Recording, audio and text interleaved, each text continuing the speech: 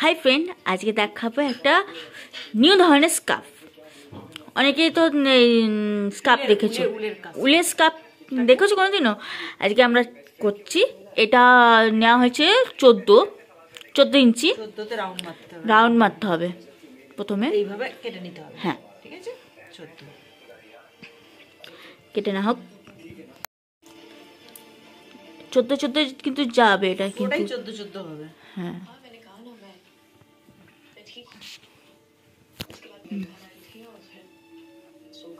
দেখো,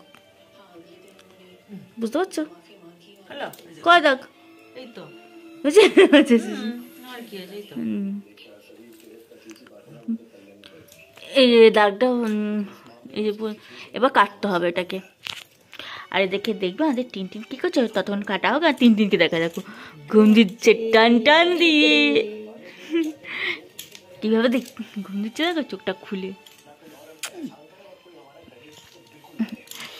এই যে আমাদের চিকু ডার্লিং শয়তানি করে বেড়াচ্ছে গুগলের সিমটা। ওলে বাবালে, ওলে বাবালে। এ দেখো ঠিক এরকম হবে গোলাই। স্কার্ট যেমন কাটা হয় না, ঠিক এরকম কাটা হবে। এই দাঁড়া না, মাঝখানটা একটুখানি একটা কাট দিতে হবে, জোড়ার জন্য একটুখানি কাট দিতে হবে। এবং কুচি কুচি করে করে এই সেন্টারে আনতে হবে। এইভাবে পুরোটা কুচি হবে।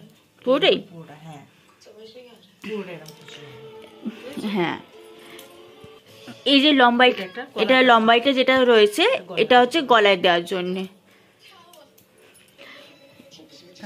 এখান থেকে এটা ফোল্ড করা হয়েছে, কিন্তু এটা কিন্তু 11 ইঞ্চি নেওয়া হবে। আর এইটা 4, এটা এখান থেকে 4 মিনিট বাড়িয়ে সেলাই করার জন্য বাড়িয়ে নিলাম।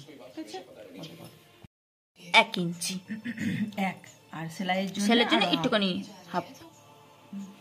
এবার এটাকে গোলাই হয়ে জয়েন করতে হবে।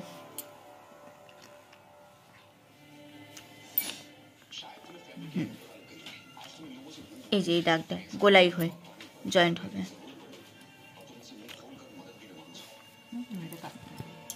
কাটাটা দেখে নাও, এইভাবে এটা কাটতে হবে।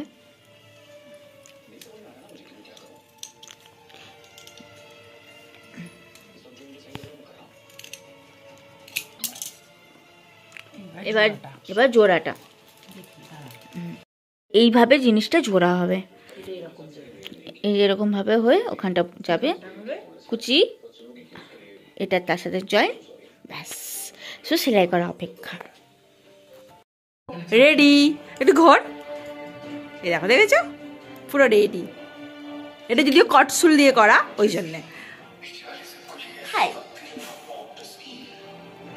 হয়ে গেছে।